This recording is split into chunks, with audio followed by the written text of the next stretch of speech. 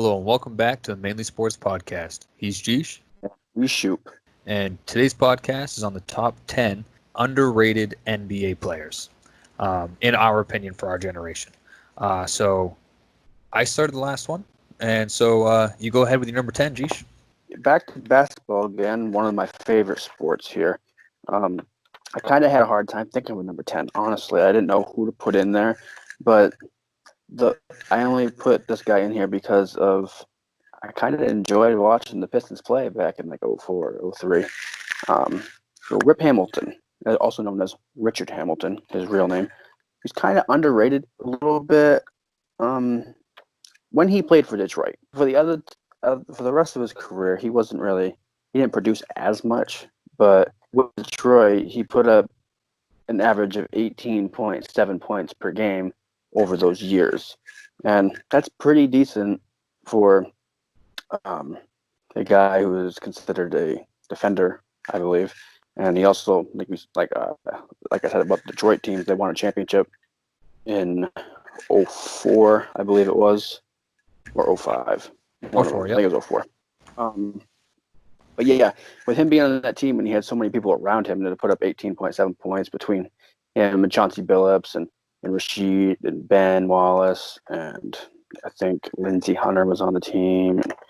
They had a bunch of good players on that team, but I put Rip Hamilton as our number 10 just for his production in Detroit and him not being known as a big name. I mean, he's known, but that's for his mask.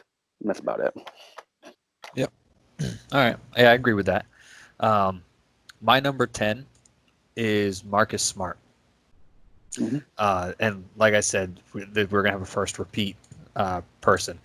And he was on, I think, my top 10 sports athletes Yeah. for my favorite athletes. I put him in here because he's looked at as a defensive guy. And I think people understand that he is a very good defender. But everybody outside of Boston doesn't really see how great of a defender that he is. If they did, he would be higher up in the discussion for Defensive Player of the Year, in my opinion. I don't say he should win it every year, but he should definitely be in the discussion. Yeah. And he's never really in that discussion. And also, he's, like I said in the other video, he's gotten very good on offense. He's put in the work. He's become a very good shooter, above average passer for his position, and even underrated on his own team.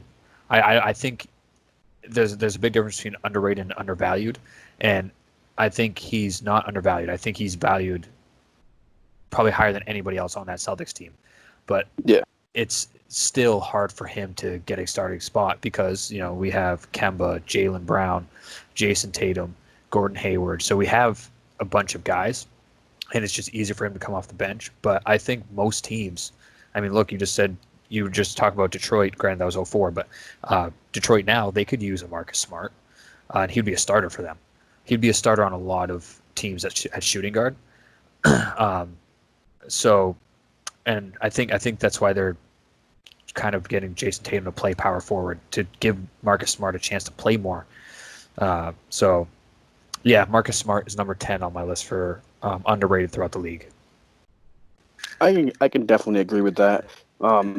Marcus Smart has actually come a long way from when he began, and like you said, the size he has and the defense that he does, the guarding of he can almost guard anybody with and him being what was it 6'3", something like that. Yeah, Yep. Marcus Smart is one of the best defensive players in the league, and I definitely agree with you saying he's underrated. Moving on to number 9 for me, we have Sean Marion. And yes, I know he has the ugliest, top 3 ugliest shots in NBA history, I'd say. But this guy, when he was with Phoenix, him on that team, I thought Phoenix was a great team back then with Steve Nash and Sean Marion and Amari Stoudemire and I believe Leandro Barbosa and I think it was another name out there. I can't think of his name. He was a power forward. Anyway, Yeah. Can't think of his name. All right. Boris Diaw. Shout out to Boris Diaw. Jesus. But Sean Marion, when he played for Phoenix, he was he put the points he scored per game was fantastic, and the rebounds I didn't get the Phoenix stats for some reason. Maybe I did. I don't think I did, but with him in Phoenix putting up all those numbers, even for a career, he put up 15.2 points per game, 8.7 rebounds. That's a decent stat for the small forward position that he played. But I really wish I would have got his stats in Phoenix, because that would have showed more justice of what he did. I believe looking at it by eye, he may have averaged 20 points and 9.5 rebounds maybe. So, but if anyone out there wants to go look at Shawn Marion's stats, he is definitely underrated, and he could have been higher on the list, to be honest with you. But all these other guys on the list deserve a spot on it as well. All right, yeah, I agree. Like many NBA players will say, it doesn't matter what your shot looks like. It matters if it goes in. And Shawn Marion's shot went in. So, no, I agree. He was actually my one player that I chose for my honorable mention. So thank you. I got to pick another one now. But yeah, no, he 100% deserves to be on this list. Number 9, Luol Deng. Okay. And the reason why I have him on this list, he's not high up on my list because I think people know him, but I think he's lost a lot of his credit for what he did with the Bulls because he got overpaid by the Lakers. And I think that diminished what he really did with the Bulls.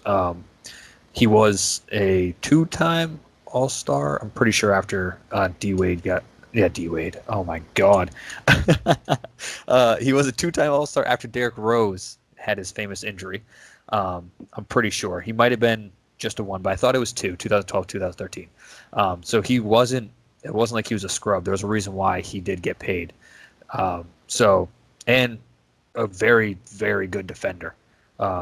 He's one of the reasons why Chicago was such a good defensive team back in the day with Derrick Rose and them, because he was a lockdown small forward. So he wasn't the quickest because he was a little bit overweight, a little pudgy, but great defender, very good shooter, great in the paint for a small forward.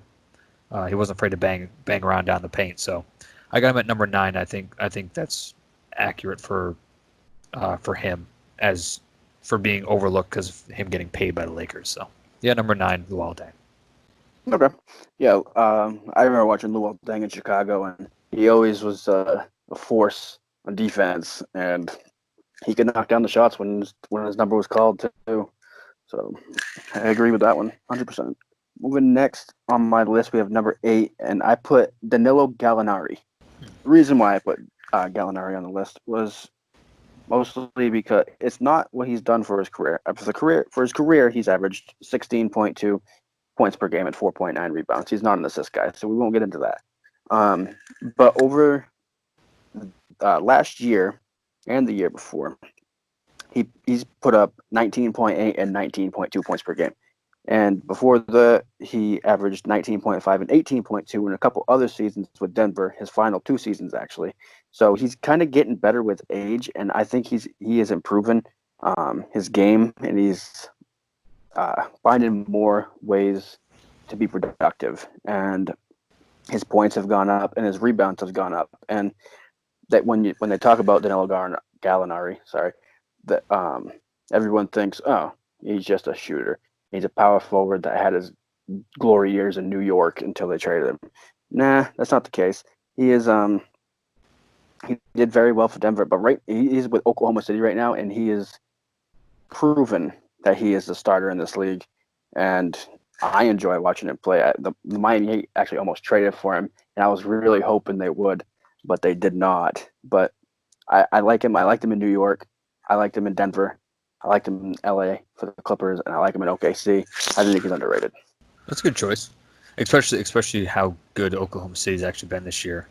When everybody thought that they were going to be a lottery team, they were making a playoff push. So I agree with that. Number 8 for me goes along the same lines as Luol Deng. It's Mike Conley. Again, he's a guy that I think he's been discredited because he was overpaid. And now he plays with the Jazz, but people forget before he got paid outrageous amounts and stuff. He went to 7 straight playoffs with the Grizzlies. So, and he was a main reason for that. So he had multiple very good years with the Grizzlies, and then he got overpaid, and everybody appreciated him before that, and everybody understood that. I feel like he was correctly rated before that. Nobody looked at him as an elite point guard, but everybody looked at him as a above average point guard. And now people look at him as a waste of money. They look at him as a role player.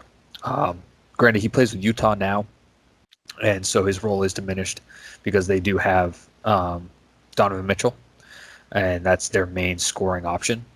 But Mike Conley still is a very talented player in this league. He's older. He's definitely older. So he's not going to be as much of a figure on your team as he was with the Grizzlies. But he's definitely not worth the money he's being paid right now. But there's a reason why he got that money, and people forgot that. So that's why I have him on this list as well, just like Luol Deng. So Mike Conley at number 8. Okay. Yeah, I've always liked Mike Conley. Even playing for the Grizzlies all the time, like you said, he got the Grizzlies in 7 straight playoffs. And I can't remember what year it was, but they upset the Spurs in the playoffs. And I was just so pumped for the Grizzlies to do that, just because they were mostly considered an underdog. And pretty much the whole time Mike was there. But yeah, I like him in Utah. I think they could do pretty good out there with him and Donovan Mitchell and Rudy Gobert, and some would consider the GOAT, Joe Ingles. I think they have a pretty good team out there. Yeah. But moving on to number 7 for me, former Boston Celtic Rajon Rondo. When you talk about the big 3 in Boston, nobody talks about Rondo because he was the odd man out. He was the 4th guy. But you had KG, Paul Pierce, and Ray Allen. And granted, don't get me wrong, all these guys were fantastic players. KG was a force to be reckoned with on defense, could hit the big shots. Ray Allen knocked anything down from outside the 3-point line. And then Paul Pierce, the heart and soul of Boston. But none of those players would be getting set up the way they did if it wasn't for Rondo. You want to talk about court vision? I think Rondo has, in our generation in basketball, I think he has a top 5 court vision behind maybe LeBron James, Steve Nash, and possibly Jason Kidd. I think I would put him behind. But Rondo's court vision is unreal. He sees things happening before the play breaks down, and that's the reason why he averaged so many assists for all them years when he was with Boston, and even when he was with Sacramento. I mean, in Sacramento, he led the league in assists with 11.7. I mean, he's getting kind of older now, and as long as he stays healthy and he stays on the court, he's still got that court vision, and he can assist anybody on the court as long as you have teammates around you.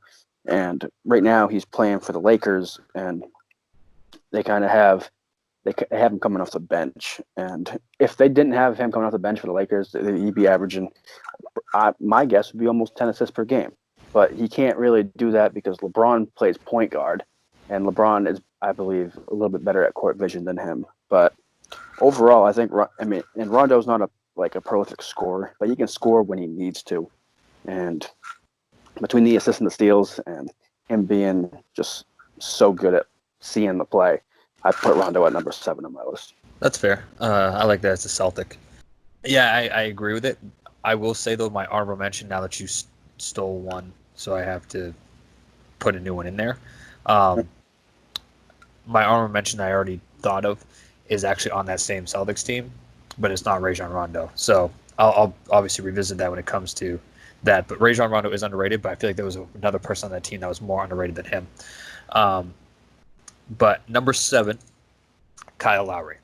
And I know I mentioned this in the overrated NBA list because you had him as an honorable mention, which is grossly wrong. Sorry, I love you, but it's grossly wrong. Everybody looked at DeMar DeRozan as the best player in Toronto. He was ahead of Kyle Lowry. And then when he got traded, everybody said when they won the finals, they said it was because of Kawhi Leonard and the emergence of Pascal Siakam and the defense of Serge Ibaka. Nobody was really mentioning Kyle Lowry. Kyle Lowry's like that little brother. He was just kind of there for the ride. And Kyle Lowry is, in my opinion, so underrated. Probably the most. Well, actually, no, he is the most underrated point guard in the league right now. Just because he's a champion, and still nobody really mentions him. And it wasn't like I get before the year before they traded for Kawhi, he had a terrible playoff series, and I understand that, but he turned it on with Kawhi, and Kawhi definitely helped him, but he helped that team win that finals. It wasn't just Kawhi, and it wasn't just Pascal. It was Kyle Lowry and Kawhi and Pascal Siakam. So I feel like everybody overlooks when they look at the Raptors, they overlook him, and he's the senior on that team. How do you overlook the senior on that team? Granted, Serge Ibaka is probably a better player at Serge Ibaka's position, like at their respective positions. I think I would take Serge Ibaka over Kyle Lowry. And Serge Ibaka is older than Kyle Lowry, I'm pretty sure. Yeah, he's definitely older than Kyle Lowry. Just hasn't had as many years in Toronto because Serge Ibaka was with Orlando and Oklahoma City before. But Kyle Lowry's been there the longest, and he's the most overlooked on that team. So that's why I have him on this list and not overrated. Geesh. So 7, Kyle Lowry. All right. Yeah, we can agree or disagree. That's what opinions are for. So, Yes. with that being said, moving on to number 6 for me, we have Jason Richardson. The reason why I say Jason Richardson, he had a decently long career. He kind of fell off at the end of it just because of his age, even though he wasn't really that old. I mean, he was 31 when he fell off, but he was going through knee injuries and stuff. But with the 10 seasons that he played up until he got traded to the Orlando Magic, he averaged 18.4 points per game, which isn't bad. And I believe he shot 38% from 3-point range, which isn't terrible. And also, he was very athletic. That's the one thing I remember from him being very athletic. And every time he went to a dunk, it'd always be like a windmill or some sort. No one really talked about him that much at all, to be exact. And I believe he was on one of the Phoenix Suns teams because I think they had him and Quentin Richardson because they had both Richardsons. I don't know if there's any relation there. I believe not. But yeah, Jason Richardson was a pretty good scorer in his first 10 years in the league, and no one really noticed it, I don't think. But I remember playing like 2K games, and Jason Richardson was always I always drafted Jason Richardson on like a fantasy team on 2K. But yeah, Jason Richardson, number 7. I'm number 6 on my list. Yeah, I got for my number 6, I have Richard Rip Hamilton. Nice. For all the reasons that you said, I would like to add as well. He's definitely the most overlooked on that team. I know they had Rasheed Wallace, they had Ben Wallace, Chauncey Billups. Ben Wallace wasn't a big scorer. He was known as a defensive guy. Rasheed Wallace, he could put the basket in there, or he could put the ball in the basket. Chauncey Billups, a good scoring point guard, but that's not all the scoring they had. Richard Hamilton is a very underrated offensive player. I always looked at him as a poor man Kobe. He had that same mindset. He's nowhere near as good as Kobe, so don't think I'm saying that. But he had that killer mentality on offense. He was going to bring it into the paint if he wanted to, and it was on you to stop him. Or if you were stopping him from getting into the paint or driving on you, he was okay with taking that 3. He was okay with taking that jumper on your face. He didn't care. He was an assassin, and he was very good defensively. So, and for a while, he was probably one of the best two-way guards in the league, especially for that 2004 season. I would say from 2003 to 2005, in the top 5 two guards, or two-way shooting guards in the league. So I think his career is super underrated, and he had that miracle season with the Detroit Pistons, and I feel like like you said, everybody remembers him for the mask, but not for how good he was on the court. So, yeah, Richard Rip Hamilton for my number 6. Yeah, yeah, like all the reasons I said and all the reasons you said, Rip Hamilton was a very, very good player, and I'm glad we can both agree on on that at least. And the championship they won was I was very young when it happened. I mean I remember the three-peat with the Lakers, but that the Pistons coming in and like for the first time in my life seeing another team come in here and actually win a championship, and like that's like the first major. That's like the first happiness I had, and as a basketball fan, was seeing them win. Even though I was a Shaq fan, but I didn't like the Lakers. To number 5, moving on into my top 5 here, we have Joe Johnson, and as a Celtics fan, I'm sure you know all too well of Joe Johnson. Joe Johnson, he was most known for playing in Atlanta in those Atlanta glory years, even though they didn't ever win a championship. But Joe Johnson, for his career, averaged, what was it, 16 points per game. He had 4 rebounds and 3.9 assists, which isn't a terrible career, and he's a 7-time All-Star. But it does no justice that he had like 7 years of downtime from the beginning of his career and then when he was a non-starter for the end of his career. So that kind of does no justice. So with Atlanta, he averaged 20.9 points per game. And seeing the Celtics play against Joe Johnson and the Atlanta Hawks all them years, Joe Johnson was always a guy who went like toe to toe with anyone on the Celtics, and he'd cross you. I remember him crossing over Paul Pierce so bad one game, and I'm not sure if it was for Atlanta actually, but they played against each other all the time because I believe they're the same division. But Joe Johnson was always a player that was a prolific scorer at the time, and he could hit all the shots, and he was very clutch. But yeah, Joe Johnson, number 5 on my list. I do like how you said, being a Celtics fan, I know all too well who he is. When he played for us for one season, it was 2000, so I really wasn't into sports too much by then. I know him more for using him in NBA Live 2010, pretty sure, with Al Horford, Josh Smith, and him on the Atlanta Hawks. Yeah. So, and I used to do the team up. I was either used to use him or I used to use Joe Johnson. So, yeah, I mean not Joe Johnson, Josh Smith, him or Josh Smith. So, yeah, no, that's a good one. I feel like he's underrated for the first half of his career, overrated for the second half. So number 5 for me is Michael Redd. The reason why is he had a lot of injuries, so he really wasn't able to play to his full potential and get the amount of mileage out of his legs that he would want to.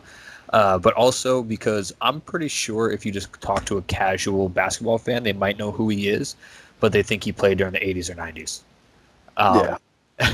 I feel like people, if you tell people that he retired in 2012, they would be very surprised. It's just even in my mind, I feel like he played a long time ago. I feel like he retired 18 years ago, not 8 years ago. So even in my own eyes, I underrate him myself. So when I was thinking of this list, I had to put him on because he was a very good scorer. He was a slashing kind of guy. He wasn't much of a shooter. I think he shot like 32% from 3. Yeah, he was a slasher. He was like a Vince Carter guy. Not so much the talent, but he had that play style. Which shout out to our overrated list. Speaking of Vince Carter, check it out if you guys haven't checked it out, and subscribe and like that video. So yeah, Michael Redd at 5. I like it. I like him there. Moving on to number 4 for me is Peja Stojakovic. I was hoping not to get his name wrong when I said it. So this guy is a guy who never really played for any good teams, besides one, because he won a championship with the Mavericks. but that was toward the end of his career, and he was not really productive then. So basically, he started with Sacramento, and that was his glory years. Um, he was a very good free throw shooter. Actually, he had an 89% free throw percentage, and that's not bad for being 6'10". And you don't see that very often. Maybe Kevin Durant at 6'10". Yeah, Peja Stojakovic, and I know it's a name that some people may have not heard of that much, just because he used to play for the Kings.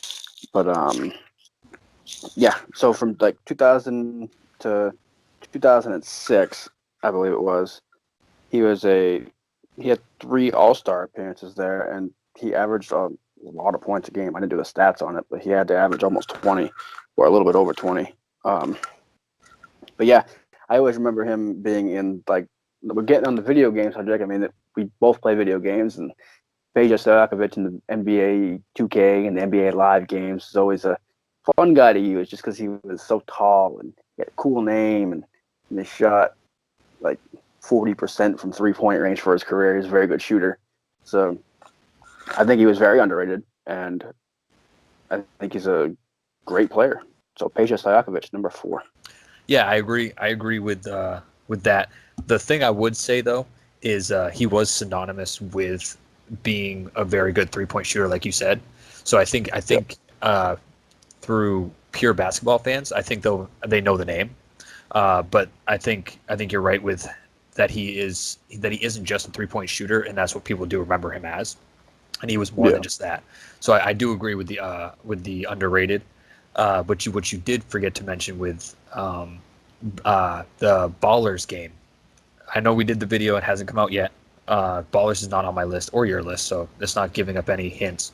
But in Ballers, he was a glitch.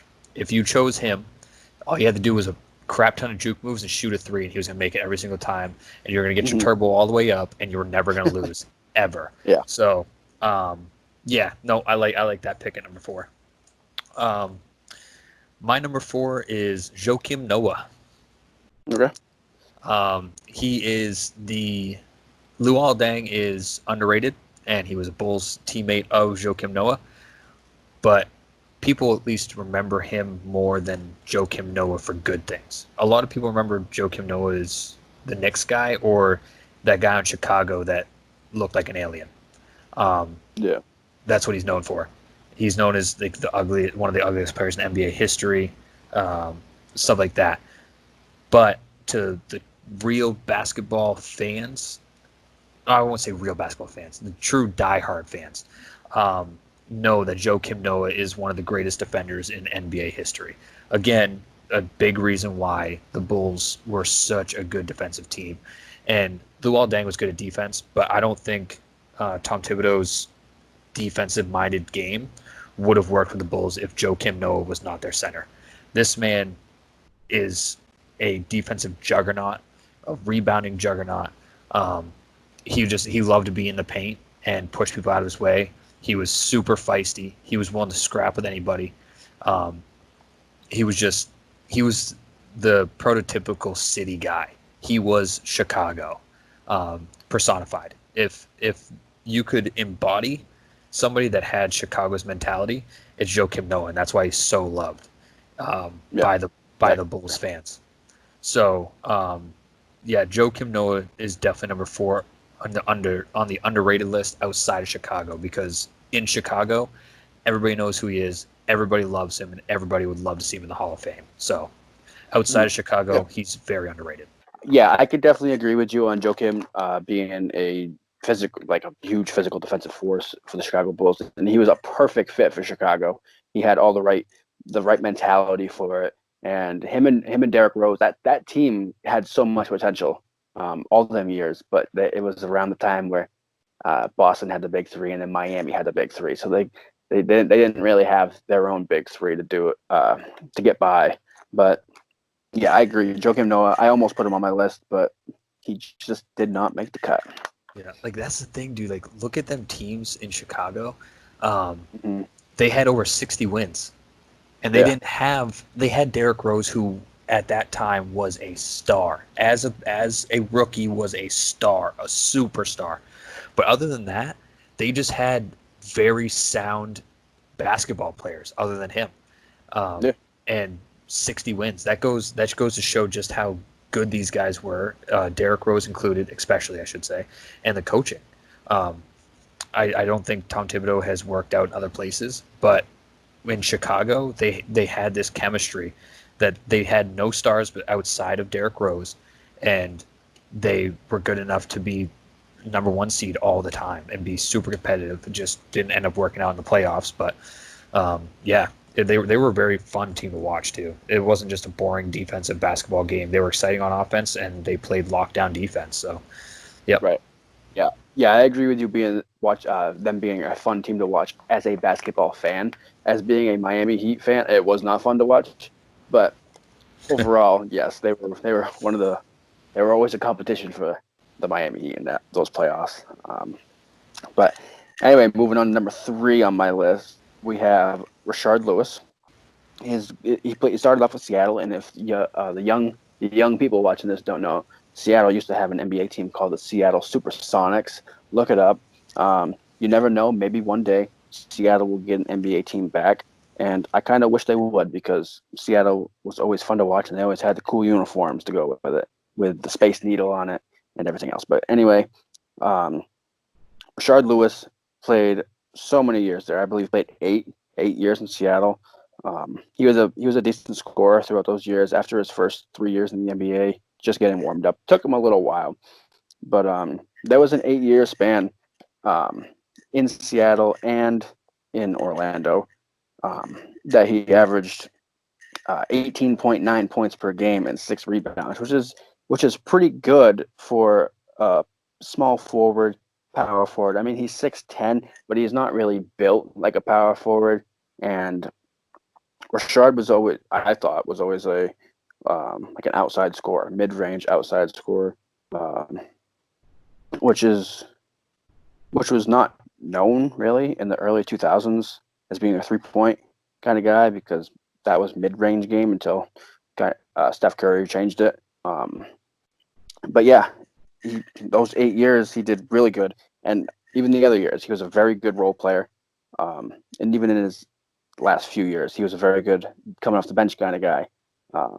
With Orlando, like his later years in Orlando, and then in Washington, and then when he finally captured that NBA championship in the 2012-2013 season, I mentioned that because he was with Miami that year, those 2 years, and he won one finally.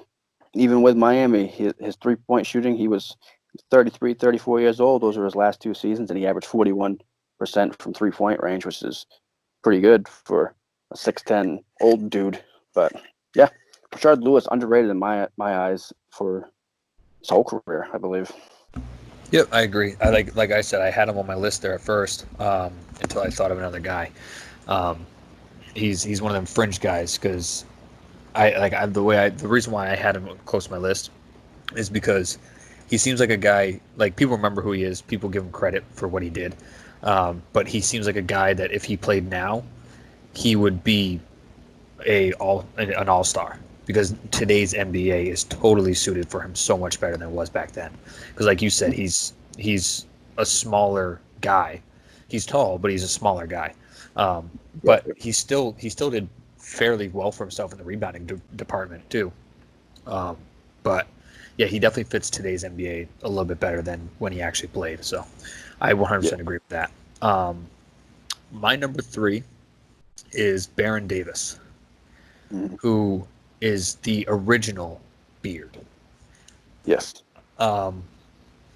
Yeah, James Harden stole his nickname. The reason why I have him on here is because everybody remembers him as the guy that passed Blake Griffin the ball so Blake Griffin could dunk over the car in the dunk contest. Right. But he was much more than that. He was a starting point guard in this league for quite a long time and very good at it. 16 points, 7 assists for a career is a damn good career, if you ask me. So I don't really have too much to say on it, just because he did bounce around from team to team. I think that makes it so he's a little bit underrated as well. He doesn't have that, one team that he was with his entire career and stuff like that. So he did bounce around a lot. He was a journeyman, but probably one of the best journeymen in NBA history, which could be another list. You never know.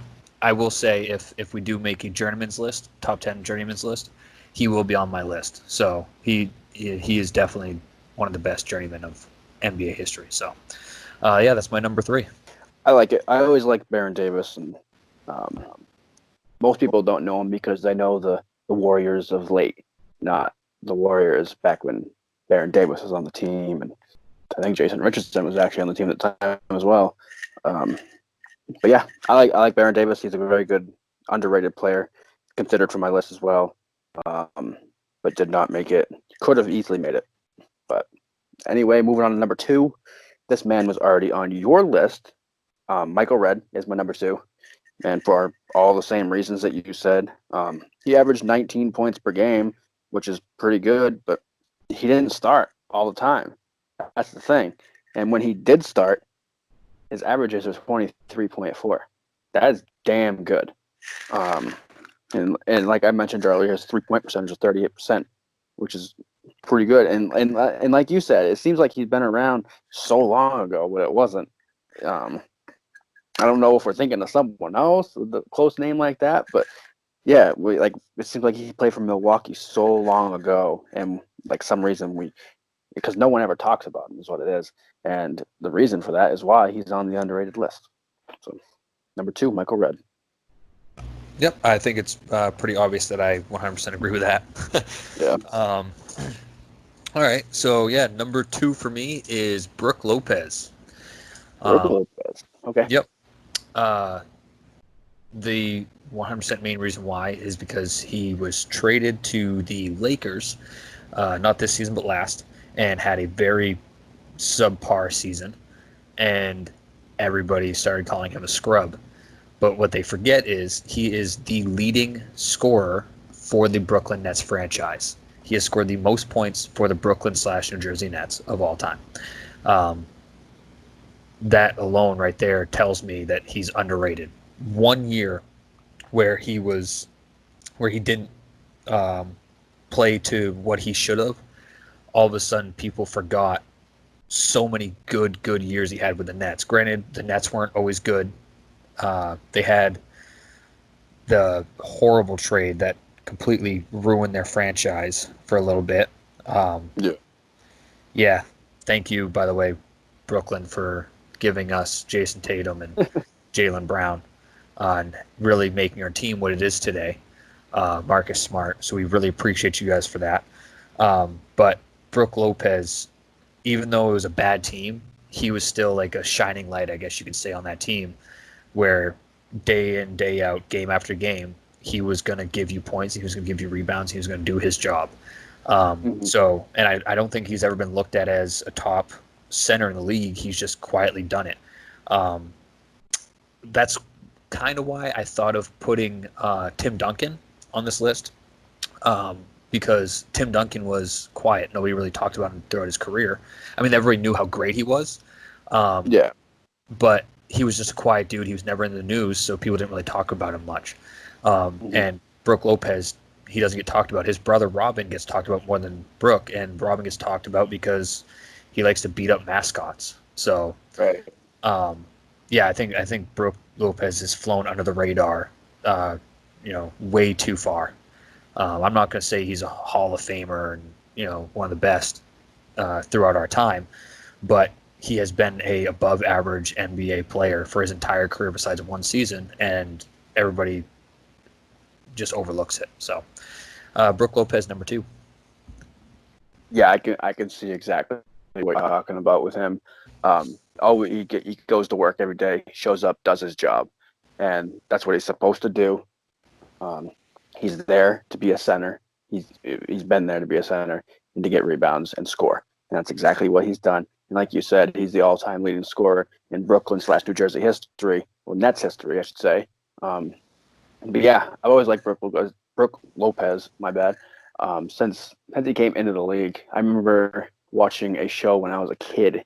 It was like Stars of Tomorrow or something like that, and they had a segment with Brook and Robin on it, and I was like, oh, the twins. This is cool. And then they actually both made it to the NBA, which was really cool to see because you don't really see a lot of twins make it to the NBA besides those two and Markeith and like Marcus Morris. But Yeah. yeah, Also, one last thing about him as well. Um, Also, what else is underrated about him is a lot of players, even Joakim Noah. That's why Joakim Noah is not as high on my list as him. Um, Brooke Lopez, for the majority of his career, was a back to the basket, back you down, score and score over you or rebound over you. And then as the league changed, he changed, and he developed a 3-point shot. And like we talked about with Ben Simmons, if you're willing to progress your game to make yourself better, you have my attention. And Brooke Lopez did exactly that. Brooke Lopez knew, hey, I might not have a job. Big men are starting to become extinct in this league, and if I can't learn how to shoot, I might not be a part of it. And he yeah, understood that, and he took it seriously and developed a serious threat from three. So I appreciate the work that he's put in as well. That's not many guys, especially with how many years he had in before the league started changing, thanks to Steph Curry, for the good, in my opinion. Um, Before that, he never really shot. So, and for him to have all the years under his belt before that, and to say, you know what, this dog learned a new trick, and watch me. Um, I I definitely appreciate that in his game as well. yeah. He's always willing to learn something new, and yeah. I also like that as well. All right, moving on to my number. Oh, we have honorable mentions. So Yep. for an honorable mention, I have nobody. The honorable mention that I thought about was Ray Allen. Okay. Um, I know I say I don't like him, and I don't because of what happened with him. Uh, but there's a difference between not liking somebody and respecting somebody. And I don't like what he did to leaving.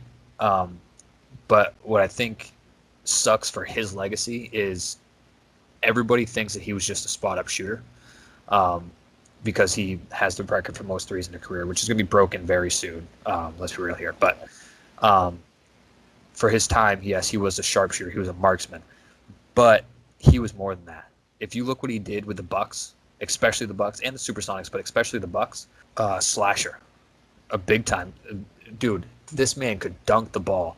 Um, if you look back at his highlights, that he has like highlight dunks. So he wasn't always just a 3-point shooter.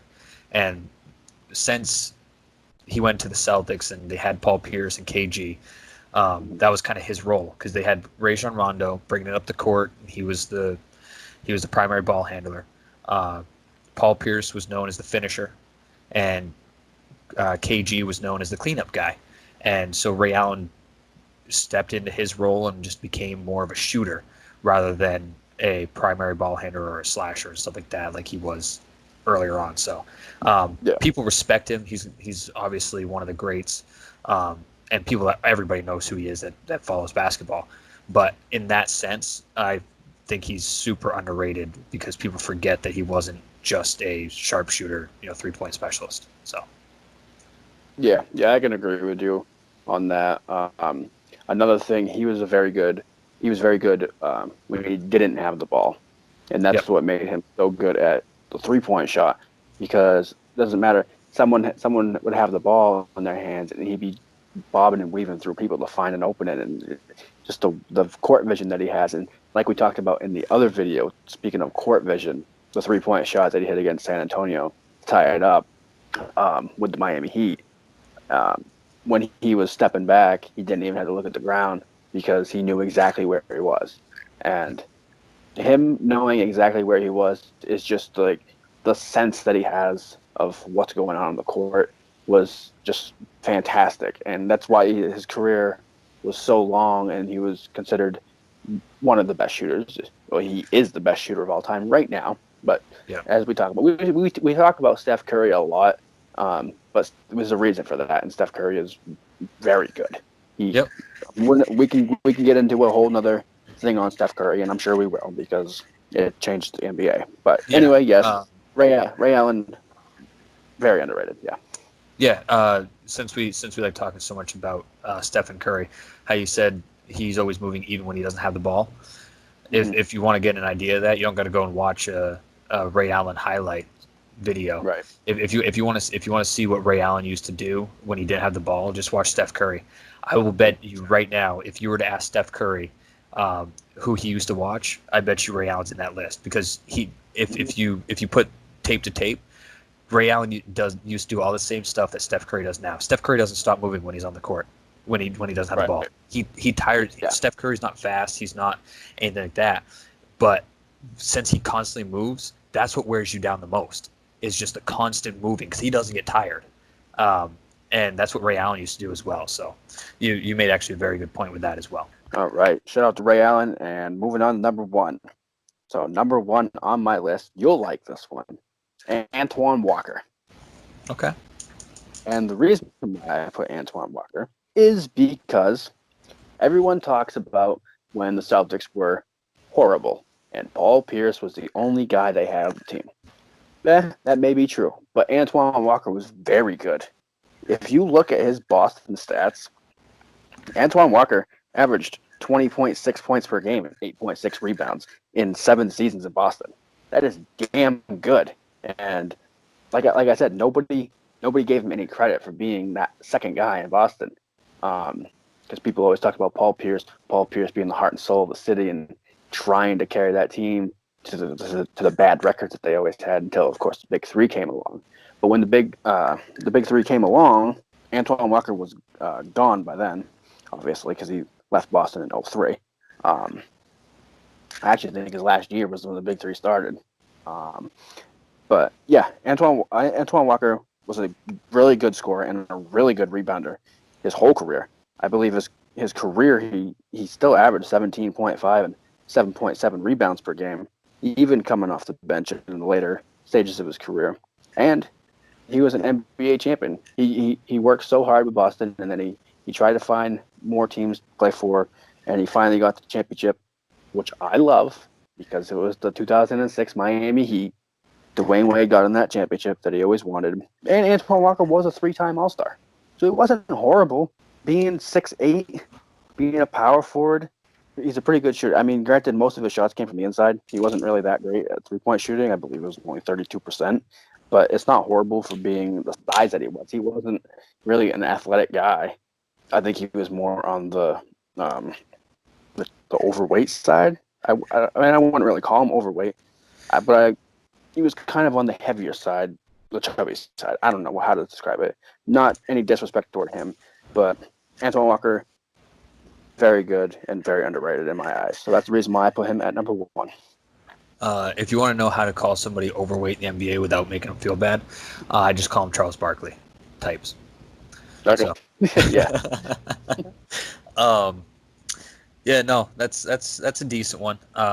Yeah, I won't say anything bad about it. So my number 1 is Marc Gasol, and there's many reasons for this. One, he played in Memphis. Yep. If Mike Conley wasn't the main reason for them going to the playoffs all them years, Marc Gasol was. He was a great pass. Here is. I'm acting like he's not in the league anymore, but he is, and he's one of the greatest passing big men, traditional centers that you'll ever see, ever. He's an amazing passer. Talk about court vision. This man had everything you could ask. He can shoot a 3. He's clutch at the free throw line. He can rebound. He can dunk. He can pass. I mean, everything that you ask somebody to do on the court, he can do it. People don't pay attention or didn't pay attention to him because he was with Memphis all them years. And if anybody was the most famous on them teams, it was O.J. Mayo for him getting in trouble. And then Zach Randolph, because Zach Randolph just looked like a badass and was a badass. So he got the most attention. But Marc Gasol is the best player in Memphis Grizzlies history by far. I have no problem saying that. And then obviously who his brother is, Pau Gasol. He went to the Lakers. He got traded to the Lakers in one of the most lopsided trades in NBA history. So right there, his brother's already more famous than he is just off that alone. Won rings with Kobe. I mean, then went to the San Francisco 49ers. Went to the Spurs and played with Pop. Played with his Bulls. There you go. But Marc Gasol got traded in the middle of the season, and it was barely even covered. I really honestly think he played for Toronto for a couple weeks before people actually realized he played with Toronto. I think that's how under the radar Marc Gasol is. Nobody talked about him. Nobody talked about the trade. That was the biggest trade of that season. And I didn't want to mention this earlier when I was talking about Kyle Lowry, because I knew that I was going to talk about it again later on, so I didn't mention it in their championship run. But Marc Gasol was also a big piece of why they won that championship. As soon as you get a guy like Marc Gasol on your court, especially, all right, so you have Kyle Lowry, Kawhi Leonard, Pascal Siakam, and Marc Gasol. That's 4 guys right there. You had Danny Green, but Danny Green doesn't fit into this list right here. Of these 4 guys, any one of these guys can be your primary ball handler. So if you have 4 guys on the court that can bring the ball up for you, that's scary. They all have great vision. Marc Gasol has been underrated since he came into this league. Yeah, it's not even close to me. I respect your number 1, but Marc Gasol, in my eyes, is without a doubt the most underrated player right now in the league, and since in our generation by far. Yeah, I can agree. Marc Gasol is definitely underrated. I completely forgot about him, to be honest with you, and that's the reason why he's underrated, because I didn't even think of his name. Definitely, speaking of Pau Gasol, so the Gasol brothers in general have made a great career for both of themselves. And even Pau, when he was in Memphis, was underrated as well, I think. And then the only reason why people know Pau Gasol is because he played with Kobe, and his hair at the time. That's right. I'd say both of them are underrated. Also, big shout out to Marc Gasol for one of his nicknames being the Big Burrito. For me, loving burritos so much, so that's pretty cool. Thanks for listening to the Mainly Sports Podcast with Shoop and Geesh. Make sure to leave a comment and give us your top 10 list. Also, don't forget to hit that subscribe button and follow us on Instagram at mainly_sports. And that's mainly_sports, MAINELY_SPORTZ. Thank you. Till next time.